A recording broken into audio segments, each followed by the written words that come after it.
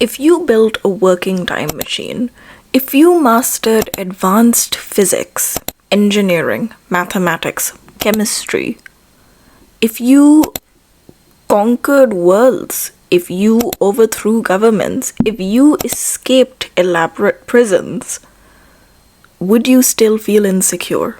A character who has accomplished all of that is Stewie.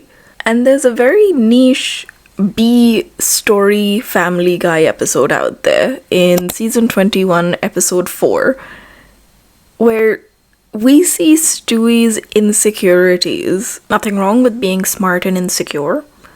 I'm not saying Stewie is always insecure. I think in this particular episode, this particular moment it came out, I want to deep dive into how far we should take other people's opinions into consideration. Especially the people closest to us. In this episode, for Stewie, it was Chris and Brian. This is up there in my top 10 B stories. I wish genuinely it was the A story. I think it was that good. The episode starts with Stewie essentially hiring these construction workers to build him a really elaborate treehouse. Having these guys put up a treehouse. Sort of like a man cave / dance studio kind of deal. Why don't you stop by later and I'll give you the tour? Tell Chris too. Sure, I'm free. And he's very excited. He actually describes it as what he wants, and he knows himself. So he says, I want a man cave / dance studio. He's very excited by this. He loves it. He even names it Chateau Stumont. I hope I'm not butchering that.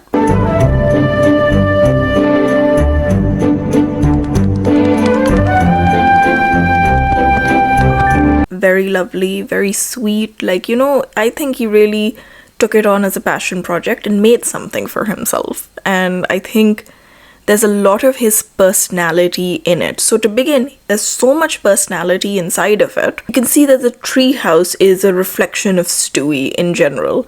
And he says, I want to share this with you, Brian, and please bring Chris as well. Please come to this treehouse. I want to, I'll show you around later. We have Stewie giving the first tour of his treehouse, where it is really him putting his identity out there. He's showing them all the fun things that he wants. Ouch, plasma. Kind of a little office nook over there. And...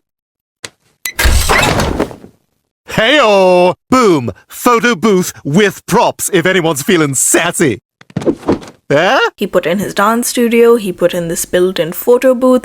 He really, he's fluffing up pillows. He really, put a lot of effort and emphasis. Everything had the little details. He was even fanning out the books, the magazines that he kept on his glass table. And, he really did give them a whole tour. It was very lovely. He just said, this is what I've done. Oh, look, I made a man cave. I've got some lads coming in.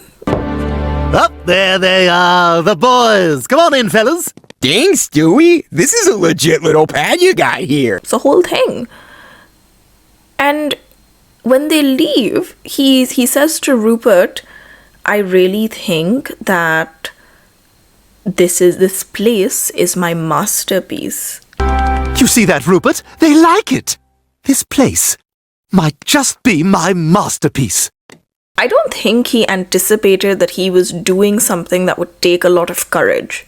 I think he was just doing something as himself. I don't think he went into it seeking validation, but once you've created something and put something out there, it's really hard not to want to feel validated by it. And the more precious you are about something, the more attached you are about something, it's generally hard to hear criticism. But I think in this situation, it really threw him off balance, because he was sitting there, he's just cleaning a table, and then he hears it in the background from them. Okay, wow. What the hell was that? So we're on the same page? I have no idea what he's going for up there. That's the thing. I don't think he does either.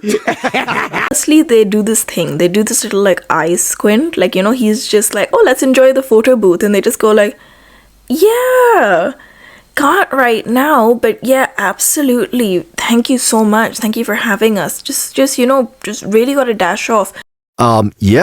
Yes, but do you mind if we take a rain check? I gotta take Chris to baseball in like 5 minutes. It feels so sincere, or you think it seems sincere when you see it for the first time, but it's like, you know, it's one of those things where you sit there like, oh, would I rather someone be just like real to my face and just tell me what fell? Would I rather someone be real to my face and just tell me what you think about me or think about whatever it is, or would I rather just take the fake niceness and whatever? So this is a situation that you were dealing with fake niceness, which I'm sure many of us have been on both ends of the spectrum. I'm sure we've been on the receiving end and the giving end. Sometimes it's just about general politeness, but this one is different. This was shady behavior by them. Brian and Chris standing in a window within earshot of Stewie. I don't think they intended for him to hear it, but these are two people who decided, like they gave them like a look while they were at his place, decided that they were going to go behind his back and talk about him and talk about this store and talk about what he's made, you know? And it really caught Stewie off guard, because you see a lot of the interactions he has when he hears all of this. He goes like, you know, like you see him face palming, you see him trying to like fix a crooked picture, clearing a smudge, doing all of these things, just like, and it's all just like symbolic of him trying to fix something that he just feels, but he's feeling the full weight of like shame and humiliation. Yeah, that one spot creaks a little. I might have him look at it. Oh, I didn't even notice. I couldn't hear a word over those floorboards creaking. Oh my god, Creek City. And like nothing to eat? Like, dude, go to Costco. Grab some of those frozen quiches. It's not like he didn't know we were coming. And should he feel shameful and humiliated? He put himself out there. Look at them. They are nitpicking him. And you know what's really funny? They say it twice. So they say it once about like the creaking floorboard. It's a treehouse. It's a treehouse, okay? I'm gonna defend my boy. It's a treehouse. It's gonna creak. Deal with it, okay? He's got a dance studio in there. Just play some music. It'll play over the creaks. Calm down. Calm down. And then they nitpick about the like quiches later. Ooh, very cool. Love these things. Gracias, Stewie. Added a little workout area. Oh, I got that creak taken care of too. Not to nitpick, but those weren't even the right frozen quiches. Yeah, not great. I spit mine out in a napkin and put it in his workout area. Well, I think we know he won't find it in there. But I will get to the quiche thing. But you know, they say, you knew we were coming over. Why didn't you put out some food? Why didn't you do this? Like, shut up. Okay? You said you weren't even there to stay. You know, he thought you were just gonna drop by for a tour. He didn't know you were gonna stay. You guys left anyways. You made some excuse to dash off. If he knew you guys were staying for longer, maybe he would have put out quiches. Maybe he would have gone to Costco or done whatever. Maybe he would have, but he didn't. Okay? I don't know. Maybe, okay, to be fair, maybe to their credit, I will say someone's coming to your house. It's nice to put out something. You know, you named your place Chateau Stewart or whatever. Stewart. What was it? You named your place whatever you named your place. You know, maybe a little, maybe some hors d'oeuvres, or maybe something simple. Chips. Put out chips. Okay. Sorry. I think that insecurity planted a seed of fear. Suddenly, validation. It wasn't about appreciation. It was about full validation. Did I do something wrong? Is there something wrong with me? Is it something wrong with the place? How can I be so dumb? All of these things. I think it was like a very negative spiral that he got put in, which I don't appreciate coming from Brian and Chris. But it's Brian, you know, and Chris. I don't know. Although separately, I did enjoy Brian and Chris in this episode. I know they were being catty, I know they were being shady, but just seeing their relationship, sometimes two people can really bond over, like, you know, like not liking something. So I think if this was their bonding moment, I don't think it should have come at someone's expense, but you know what, it's life. And I guess I don't know, it was I did like seeing them as friends, because you see Stewie and Brian together all the time. You see Chris and Stewie together. You don't get a lot of Brian and Chris moments. And these three as a dynamic is so amazing that this was fun. So you know what he does? He changes everything. And was this the right call for him to make? Absolutely not. Now we're talking. Stewie, this is incredible. Oh, yeah, you like? The old place just didn't have much of a vibe, you know? Well, it sure as hell has a vibe now. Because sometimes when people decide they're going to tear you to shreds, when they decide they're going to nitpick, when they decide to go and be like this, nothing is going to change that. It's just going to be same thing, different font, really. And that's what we end up seeing when Stewie makes all of the changes. All they do is move the goalpost forward. Wow! It's all so cliche. Cliche and just desperate. Literally not one thing about that place says Stewie. It's like he Googled man cave and said that. I find the second time they went, they were, and this is really interesting. So I think when someone is, so it comes back to the conversation about fake niceness, right? Would you rather have someone cursing you to your face, or would you rather have someone that's two-faced and is like super nice to your face and super terrible behind your back, right? I think the nicer they are to his face this time around, it's because they're super nice to him to his face this time, and they are 10 times harsher behind his back. And now I'm gonna ask, who the hell is Eric? Know who would love this? Eric. Oh, yeah, this is right up Eric's alley. Eric'll love Stewie, don't you think? Totally. How have they never met? A wrong that will soon be righted, my friend. I wouldn't bring Eric within 100 yards of that place. Eric would be miserable up there. I could see him punching Stewie.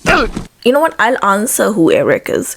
Eric is Brian and Chris planting the seed in Stewie's mind that they run in different social circles.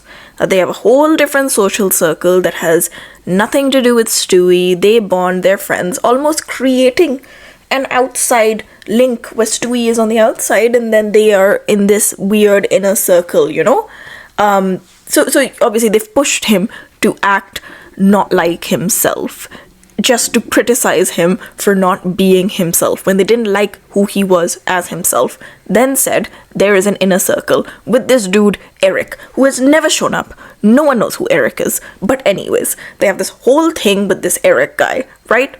And it's like, essentially, because they say, oh, Eric would love this. Eric would love this place. Eric would love you. Eric would love you. And then behind his back, say, Eric wouldn't come 100 feet within that place. Eric would want to punch Stewie. Eric doesn't know Stewie. Who the hell is Eric to say anything against Stewie? I digress. But it's...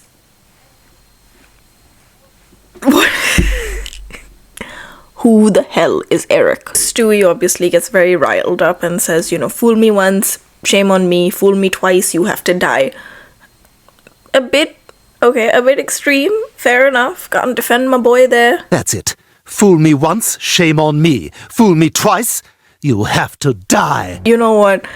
He's feeling the rage, he's feeling the betrayal, he's feeling really judged, and he needs to find somewhere to channel that energy. And, okay, I will give maybe funny points to Brian and Chris for saying, because Chris says, like, oh, the quiches he did get were really dry. He said he spit his out, and he left it in Stewie's gym area, and then Brian says, well, we know he's not gonna find it there. Catty, yes. I think that's kind of, I did find that one kind of funny. So maybe it's because it's the new year and I need to be hitting the gym. He calls them in a third time, and comedy comes in threes, so it's gonna happen 3 times. So he calls them in a third time. This time it's night time, it's a bit darker, and they show up, And it's the first time Stewie confronts them about what they say. But he doesn't confront them entirely. I mean, he confronts them about the betrayal, saying, you know, my best friend and my brother saying these things about me. I've heard every word you two said about me and about my man cave. So, you know how much we love it. Ow! And for no reason! I bought 1,000 of these frozen quiches.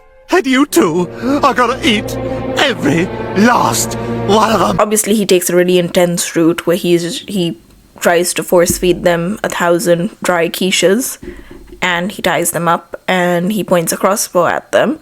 My own brother, my so-called best friend. I trusted you.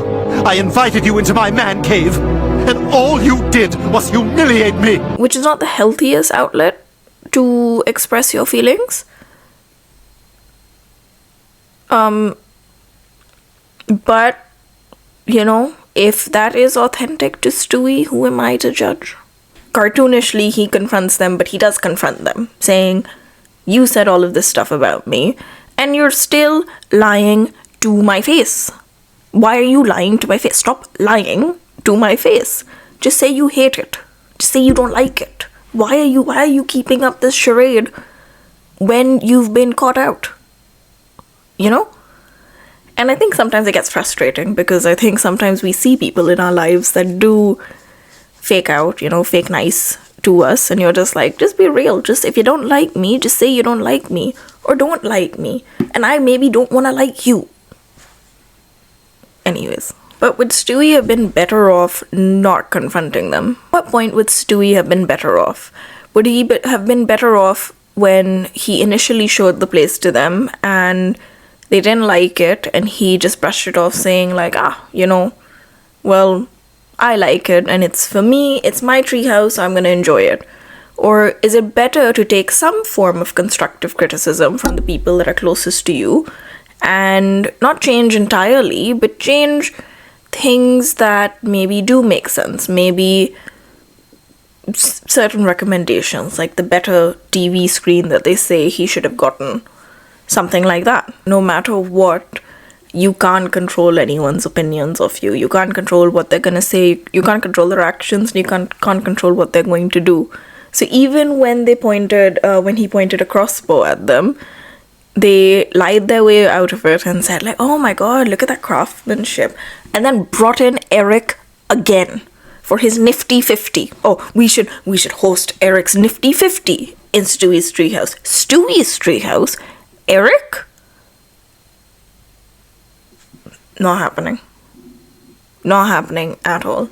Very pretty. Barnett makes a hell of a bow, but this is probably one of the nicest ones I've ever seen. I love you guys.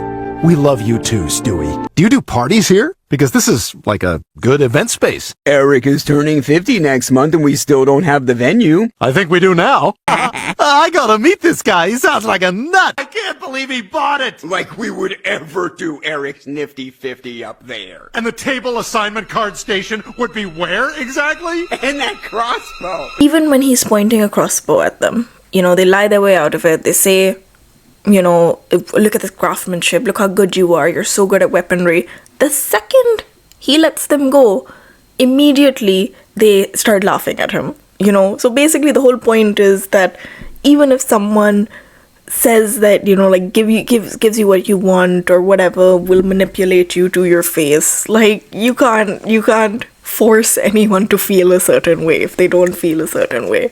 So you may as well just let it go. Because Stewie is so accomplished and he is so himself. So he doesn't need, I'm not saying Brian and Chris aren't themselves either, but he doesn't need to impress them. He doesn't need to impress anyone. He just needs to be happy with himself. And if he stuck to his original design, I think he would have loved that. I think he would have enjoyed the space so much more. Unfortunately, the lessons that Stewie learned from this whole endeavor was that you can't trust people. People can be saying one thing to your face and thinking something else behind your back. Praise is unreliable. If there is something that you care about, you shouldn't share it with people. Which are some terrible lessons to leave this with.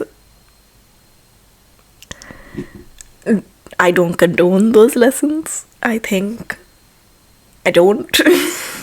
I think the big takeaway from this whole thing is that if you are a very accomplished person and you make something and you put yourself out there and it's something that is authentically you, but you can feel quite vulnerable over it, I think you need to realize that you can't pick and choose how people are going to react to you.